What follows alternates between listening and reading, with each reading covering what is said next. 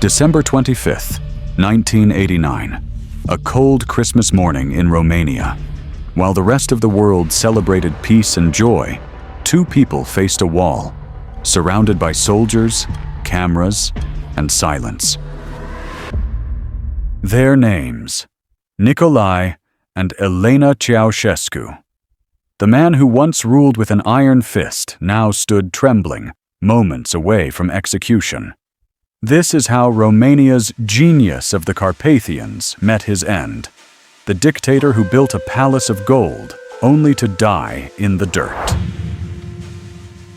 Nicolae Ceaușescu was born in 1918 in a poor Romanian village.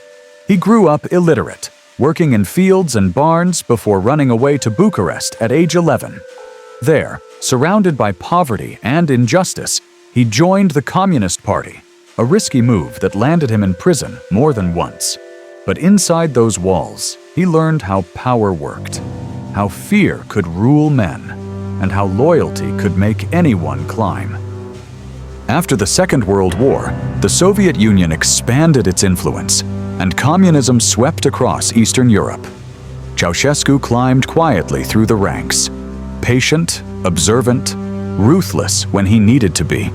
By 1965, he became General Secretary of the Communist Party and Romania's new leader. At first, he seemed like a visionary.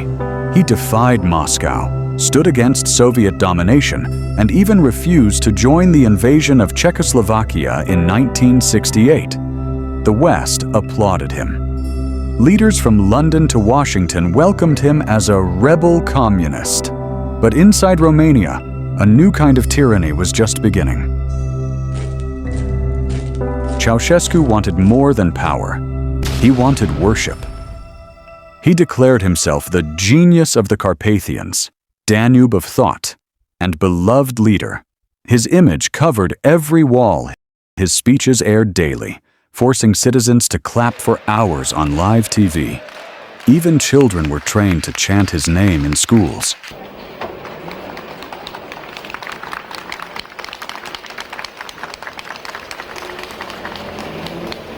His wife, Elena Ceaușescu, became the mother of the nation. Together, they built a dynasty, one of corruption, fear, and delusion. Every critic disappeared. Every whisper was recorded by the Securitate, the secret police that made even family members spy on each other. But what made Ceaușescu's regime so cruel wasn't just its control. It was the illusion of greatness built on starvation. By the late 1970s, Romania was drowning in foreign debt. Ceaușescu promised to repay every dollar at the cost of his own people. He exported food, fuel, and energy, leaving citizens to freeze and starve. Electricity was rationed. Shops were empty. People waited hours in line for bread, meat, or oil, only to go home with nothing. Yet on TV, Ceaușescu bragged about Romania's glorious progress. The gap between reality and propaganda became unbearable, but no one dared to speak.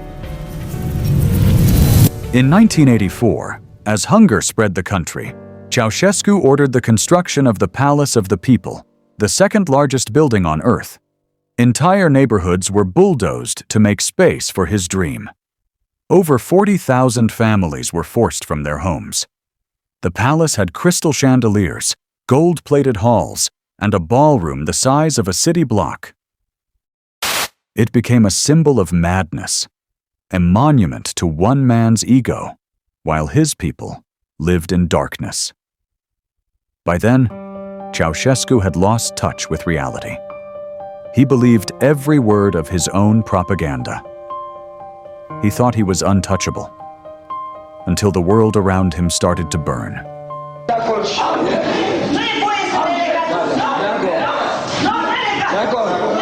In December 1989, the spark of unrest ignited in the city of Timișoara.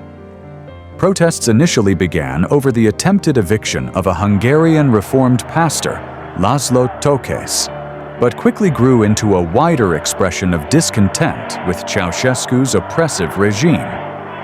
The government responded with force. Troops and secret police units opened fire on demonstrators, killing hundreds and wounding many more. Homes were raided, and mass arrests followed.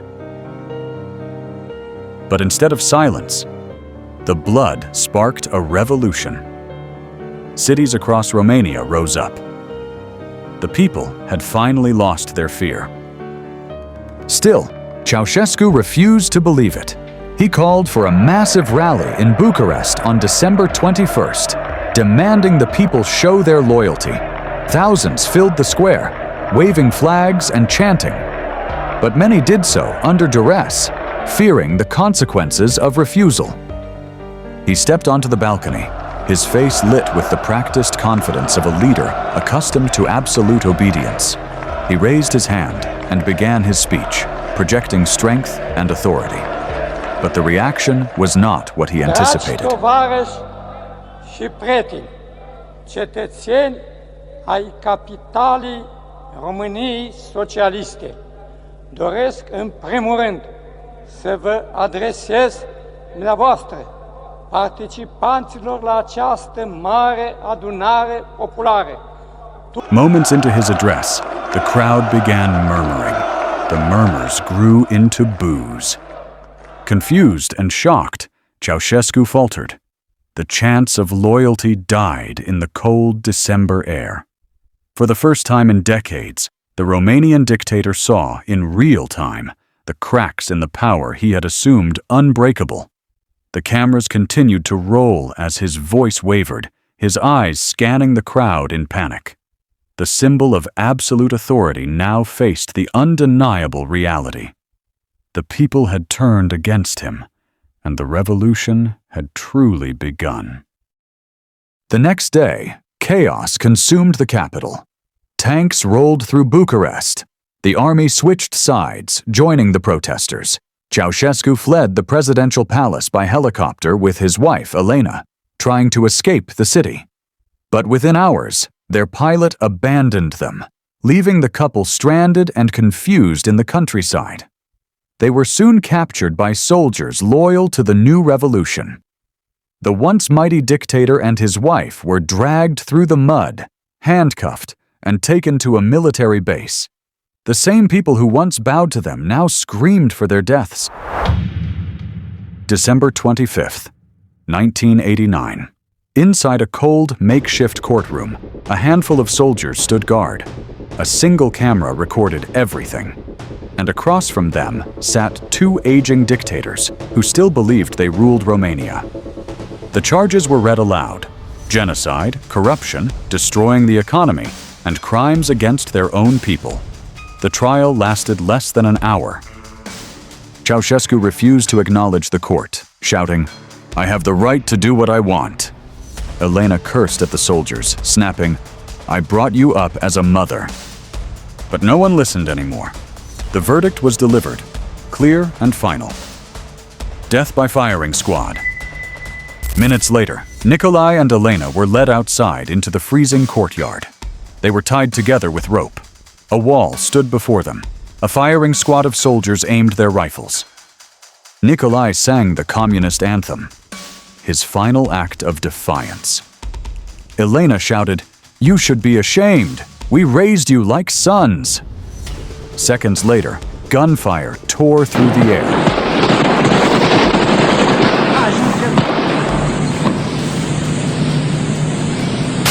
When the smoke cleared, the reign of Ceausescu was over. Their deaths were broadcast on live television that same day. For the first time in decades, Romania saw the face of truth, not the illusion they had been forced to believe. In the end, Ceausescu's story is not just about tyranny. It's about what happens when a leader starts believing his own lies. When fear replaces truth and power becomes religion.